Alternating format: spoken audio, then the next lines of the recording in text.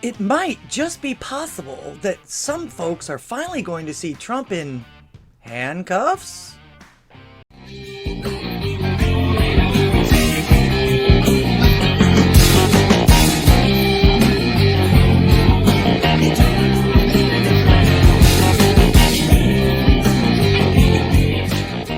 Greetings and welcome back to Here's What I Heard. I'm ldghwih, your hostess. Thank you for clicking on my little acre of the internet today. Don't forget, every Thursday night, right here with me, ldghwih, the Talk to Me America show, where the world wants to know what you have to say. So call me at 7 p.m. Central Time and tell them like it is. Also, don't forget to support the channel by giving us a like, a subscribe, a comment, a share, and a donation would be the ultimate. All my links are below. Click on some of them, will ya? I was actually in the middle of working on another video for this weekend when this came across my feed and I thought, I can't resist.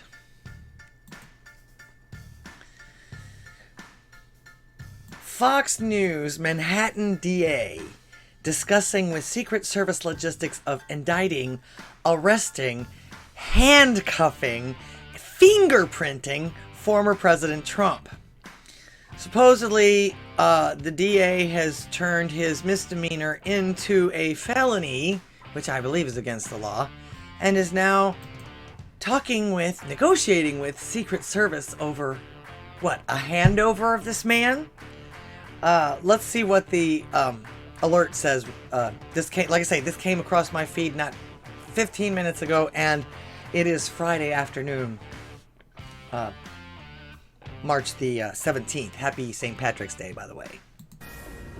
Fox News Alert now, and we are learning that the Manhattan DA's office has asked for a meeting with law enforcement ahead of a potential Trump indictment. This is coming to Fox News from a source in the courts. The meeting, which was requested yesterday and has not been set yet, is to discuss logistics for sometime next week, which would mean that they are anticipating an indictment next week. Same source who's familiar with the planning said they will go over... Anticipating, which translation means planning. They've already planned this. They've got this planned out. They wouldn't be speaking to the Secret Service if it wasn't a go. These people can't wait to get their hands on this man. They're going to put his fingerprints now, like as if they probably don't already have them. Security preparations in and around the courthouse in Lower Manhattan. Secret Service will take the lead in what they will allow or will not allow. Good for them. This was a case that the feds wouldn't even look at. So the state of New York decided, or the city of New York decided to take on this case. And they literally think that they're going to fight against the feds in this case. The feds against the state as far as that goes. How do you think that's going to work out? The source cautioned, mentioning, for instance, that the decision to handcuff the president, a former president, or not, they will set the tone and will escort him into the courtroom. There will be coordination between all of us, the source said, but we will defer to the Secret Service. They better. And I'm pretty sure the Secret Service probably won't leave him alone. They won't leave him on sight unseen or anything like that. The battle will be between Secret Service and DA Alvin Bragg. They will decide how and when he'll get into the building, and they are not going to leave him. The source believes that the former president will still have to be fingerprinted and processed like every other defendant. So yeah, the source, probably some person that takes dictation or something like that. The source. Either that or it's the person that takes care of some of the processing and everything like that. They can't wait to get in. They can't wait to get him in there. Maybe to even be able to give him some kind of a jab like, oh, you're a racist, or oh, you're a phobe, or oh, you're this, or oh, you're that. These people can't wait to get their hands on this man for some reason. It's been an obsession with them, even though he's really never done anything to them. Probably except take away all of their power. At one point. At least they think he did, anyway. This is a huge development if Alvin Bragg has decided to go ahead with a felony indictment of the former president. This was a charge that the federal officials refused to prosecute on or even really pursue. This was a misdemeanor in New York that Alvin Bragg has decided to elevate to a felony. Yeah, one guy gets to decide this. Why? Who is he? He's the DA. He can't break the law like that. The law's on the books already. If it's a misdemeanor, it's a misdemeanor. How in the fuck are you going to raise it to something if there's nothing to raise it to?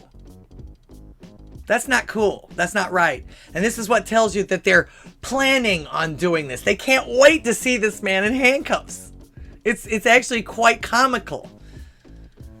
But, like I say, you might get your wish about that, but that doesn't mean he can't be the president anymore. In fact, one of the left's, it looks like a left's publication here, could a criminal indictment actually help Trump's 2024 campaign? This is an opinion piece that came through this morning, evidently, by Ed Kilgore for The Intelligencer, which, that is terrible. Donald Trump broke a lot of alleged rules of politics in his improbable rise to the presidency in 2016. You can tell just by that sentence that they're still seething. There's no way he could have done this without cheating. His